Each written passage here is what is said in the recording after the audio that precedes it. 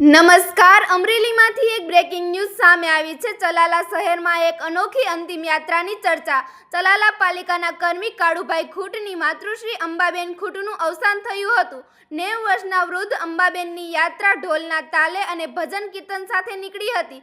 અંતિમ યાત્રામાં સ્થાનિક ડાઘુઓ ભજન કીર્તન કરતા જોડાયા હતા। આ પ્રસંગે પાલિકાના પ્રમુખ આગેવાનો શહેરના લોકો ઉપસ્થિત રહ્યા હતા। ચલાલા ઢોલના તાલે નીકળેલી આ અંતિમ યાત્રા ચર્ચાનો વિષય બની છે।